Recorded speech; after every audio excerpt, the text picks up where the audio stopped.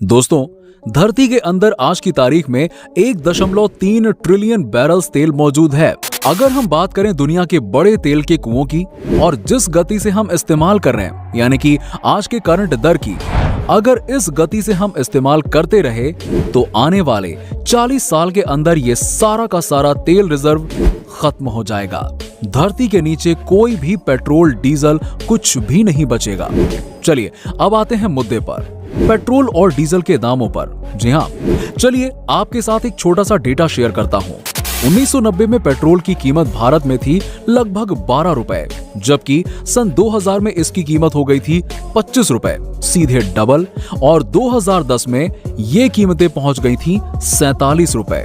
और आज 2021 में पेट्रोल के दाम हैं 100 रुपए से भी ऊपर, यानी कि हर 10 साल में पेट्रोल का रेट लगभग डबल हो जा रहा है। उस हिसाब से देखें तो 2030 में ये दाम 150 से 160 हो जाएगा, 2040 में बढ़कर 300 के पार चले जाएंगे।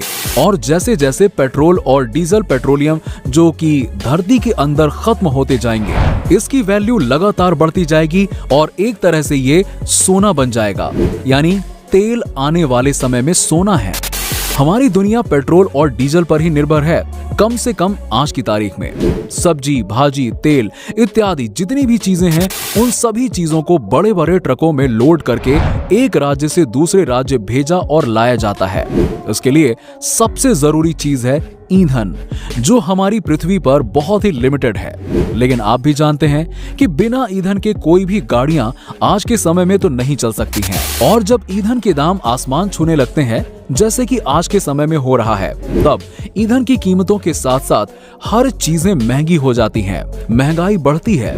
पेट्रोल और diesel non renewable sources of energy हैं, यानी एक बार आप इसे इस्तेमाल करने के बाद इसे फिर रिसाइकल करके दोबारा नहीं बना सकते हैं। यही वजह है कि डिमांड ज्यादा होने की वजह से और सप्लाई कम होने की वजह से इनके दाम लगातार बढ़ते जा रहे हैं और बढ़ते रहेंगे। पेट्रोल और डीजल के महंगा होने का एक और भी कारण है, और वो है इनकी मैन्युफैक्चरिंग। चलिए अब जानते हैं कि आखिर बनता कैसे है पेट्रोल और डीजल। ऐसा नहीं है कि पेट्रोल और डीजल सीधे गड्ढा किया और जमीन से खोद कर निकाल लिया। ये अपने प्योर फॉर्म में नहीं होता है, बल्कि जमीन से पेट्रोलियम निकाला जाता है। पेट्रोल हमें काले और गाढ़े तरल पदार्थ के रूप में मिलता है, जिसे पेट्रोलियम कहा जाता है।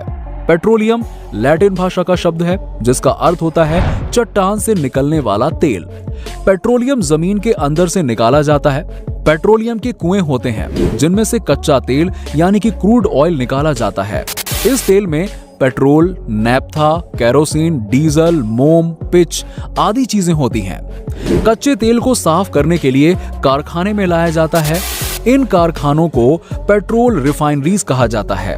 कहते हैं कि कच्चे तेल को बड़े बड़े आकार के बर्तनों में डालकर गर्म किया जाता है। अलग अलग तापमान पर कच्चे तेल में उपस्थित चीजें अलग अलग पाइपों द्वारा निकाली जाती हैं। इस प्रकार पेट्रोलियम का एक हिस्सा पेट्रोल के रूप में प्राप्त होता है। पेट्रोल और डीजल की मैन्युफैक्चरिंग डिस्टिलेशन के तरीके से हासिल की जाती है। इनकी कीमत पर बहुत बड़ा असर डालती है। आपको बता दें कि डीजल, पेट्रोल के दाम फिक्स नहीं होते हैं। हर कंट्री में इनके रेट्स डिफर करते हैं और बदलते रहते हैं। जैसे भारत में आज की तारीख में 100 रुपया है पेट्रोल, तो हो सकता है कि दुबई और सऊदी अरब में इसकी कीमत सिर्फ 20 रुपए हो, क्योंकि जिस देश में क्रूड ऑयल यानी कि कच्चे तेल के कुएं हैं, जहां से पेट्रोलियम निकाला जा सकता है, उस देश में पेट्रोल की कीमत कौड़ियों के दाम पर होती है। और जिस देश में कच्चा तेल नहीं पाया जाता है, उन देशों को दूसरे देशों से कच्चा तेल यानी कि क्रूड ऑयल इंपोर्ट करना पड़ता है, जिसके बाद रिफाइनरी डिस्टिलेशन को इसका प्राइस देना पड़ता है, जिसकी वजह से पेट्रोल और डीजल की कीमतें बढ़ जाती हैं उन देशों के लिए। सबसे बड़ी बात यह है कि आखिर पेट्रोलियम यानी कि जिसे हम कच्चा तेल कहते हैं, वो आता कहां से है।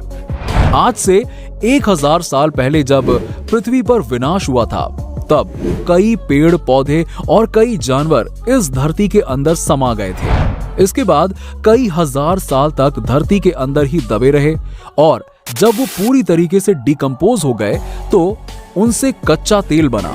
ये एक बड़ा ही दिलचस्प विषय है। हजारों लाखों साल पहले पेड़, पौधे और जानवर जमीन के अंदर पृथ्वी की उथल पुथल के कारण दब गए। अत्यंत दबाव और गर्मी के कारण ये मृत पौधे और जानवर पेट्रोलियम में बदल गए। मनुष्य ने समुद्र के अंदर पेट्रोलियम के भंडारों का पता लगाया और समुद्री चट्टानों से इस काले तरल पदार्थ को निकालना शुरू कर दिया। अब ऐसा भी नहीं है कि ये पृथ्वी पर कच्चा तेल कहीं पर भी मिल जाता है। सिर्फ कुछ जगहें ऐसी हैं हमारे पृथ्वी पर जहां पर ये कच्चा तेल पाया जाता है और इस कच्चे तेल की वजह से ही पेट्रोल, डीजल, केरोसिन, मोम और इस तरह की चीजें बनाई जाती हैं। देखा जाए तो कच्चा तेल जमीन और समुद्र दोनों के अंदर ही पाया जाता है और समुद्र से कच्चा तेल निकालने के लिए समुद्र के ऊपर एक फ्लोटिंग रिफाइनरी बनाई जाती है। जब इस रिफाइनरी को किसी एक जगह पर कच्चा तेल का भंडार मिल जाता है, तब उस पर तैरती हुई रिफाइनरी को आसपास की चट्टानी पत्थरों से मजबूती से बांध दिया जाता है ताकि वो इधर उधर ना हिले। इसके बाद समुद्र के अंदर ड्रिलिंग की जाती है। ये बिल्कुल ऐसा ही प्रोसेस है जैसा आप अपने घरों में बोरिंग करवाते हैं, लेकिन इसकी गहराई कई हजार फीट तक होती है। इसे तब तक ड्रिल किया जाता है जब तक कच्चा तेल नहीं मिल जाता। जैसे ही कच्चे तेल का भंडार मिल जाता है, इसके बाद पाइप और पंप की सहायता से उस पर तैरते हुए रिफाइनरी में पहुंचा दिया जाता है। वैसे आपको बता दें कि समुद्र में सिर्फ कुछ ही ऐसी जगहें हैं जहां पर तैरती हुई रिफाइनरीज मौजूद हैं। इसके अलावा आप जो समुद्र में तैरते हुए बड़े बड़े प्लांट देखते हैं, इनमें से ज्यादातर प्लांट सिर्फ कच्चा तेल निकालने का काम करते हैं। समुद्र के अलावा इस दुनिया में कई ऐसी जगहें हैं जहां पर कच्चे तेल के भंडार मौजूद हैं और यहां पर भी ड्रिलिंग करके कच्चे तेल को निकाला जाता है।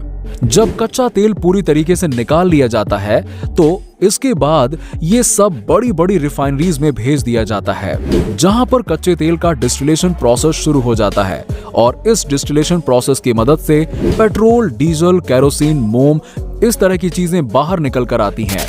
देखा जाए तो हर तरल पदार्थ का एक बॉइलिंग पॉइंट होता है, जैसे कि पानी का बॉइलिंग पॉइंट 100 डिग्री सेल्सियस। ठीक इसी तरह से कच्चे तेल का भी बॉइलिंग पॉइंट निर्धारित है, लेकिन कच्चे तेल को अलग अलग तापमान में उबाला जाता है।